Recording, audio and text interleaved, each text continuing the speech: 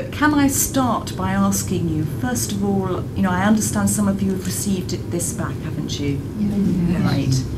And then can I ask you, how did you find actually writing the assignment? Good, all right, it's okay. I found this one very hard. I did the one on religion and I found the question was too long and I kept reading the question and trying to make sense of it, and even after I'd written the essay, as I said to you, I wasn't sure when I'd answered the question because of the question. I thought it was ambiguous. It was a difficult question it was a difficult answer to give in terms of how do you shape it. Yes, that's right. You know, and I found this device of inventing two characters who were looking for, you know, religious answers in some way, shape or form. And for me, that kind of solved that particular problem. Yes. But how to tackle, you know, such an amorphous kind of subject, really. Yes, I think the aim of the religious studies question, and for those of you who didn't do it or have forgotten what it actually asked, it asked you to identify reasons that might lead individuals to make a study of religion and discuss ways in which these reasons may relate to assumptions about the kind of thing religion is. And you were given some very clear guidance and directing you to sort of pages 27 to 28, I think, to start you off. And most of you followed that, which I thought was sensible. It's a very good idea when you're using terminology, and there's a lot in, you know, religious assignment, isn't there? A lot of terminology, that you check your terms. So first of all,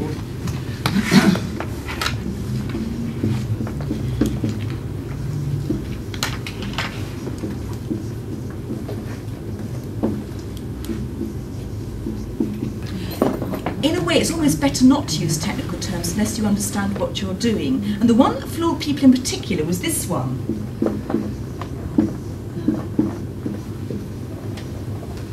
Do you remember what religion this relates to?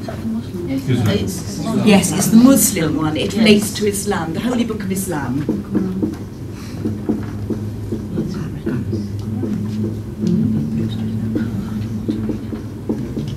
I don't know why, but it has some funny things. Some people thought it was a Sikh holy book, and other people thought it was the Jewish one, which is in fact the Torah. So just, you know, I know you're not expected to memorise all these things, but, you know, if you are going to use these terms, before you send in your final draft, just make sure that you use the right terms if you're going to use them. The bit I would like us to read is actually the part when Eliza in Act 2 enters in state, all dressed up, to ask Higgins to give her elocution lessons, really. And this begins on page 37 at the top and goes on, it's quite a long extract, until Mrs. Pierce drags her away to the bath on page 46. So it's quite a long extract. And we can omit stage directions, you know, but having said that, you know, do sort of make note of them yourselves as we pass, because I think Sean meant his stage directions to be taken pretty seriously, really. They're very, very clear, very clear. That's right, very precise. Why, this is the girl I jotted down last night. She's no use. I've got all the records I want of the Listen Grovelinger. I'm not going to waste another cylinder on it. Be off with you, I don't want you. Don't you be so saucy. You ain't heard what I come for yet. Did you tell him I come in? How can you be such a foolish, ignorant girl as to think you could afford to pay Mr. Higgins? Why shouldn't I? I know what lessons cost as well as you do, and I'm ready. I know what I was letting myself in for. I wouldn't have come here. I always been a good girl, and I never offered to say a word to him, and I don't owe him nothing, and I don't care, and I won't be put upon, and I have my feelings the same as anyone else. And Mrs. Pierce shuts the door, and Eliza's plates are no longer audible. Thank you. The issues I want you to discuss is basically, I'll write this up on the board so you can see, but what issues does Shaw raise in this scene, first of all, and also including any relevant comments you may have on how he presents and raises these issues, anything interesting about the scene that you particularly noticed, either in dramatic terms or in sort of way he sort of introduces the characters and so on. So, but basically a general discussion, but answering those two questions. And Mrs. Pearce and Pickering are the Are voices of reason, aren't they? Voices of moral. Hang on a minute, you can't just do this. This is a real person. But we've got 4 characters there, and they're actually.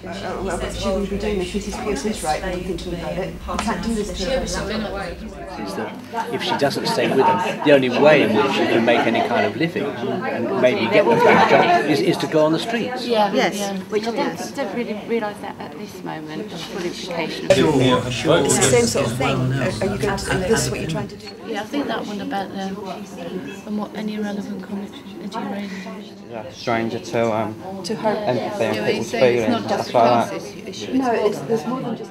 She doesn't understand what it is. Yeah, then she goes off and the way she spoke was Yes, she didn't speak well enough for a flower shop. no. She wanted to, but she didn't. I'm sorry to interrupt you because I know you haven't had very long and so on, but were there any particular issues that you felt Shaw was raising here above others or not? We've got to admit that we can know the answer to the question. We had a nice chat. Discipline is good. Quite passionate about it. We got onto prostitution as the alternative for Eliza. Yes. Well, that's actually very important because this is one very important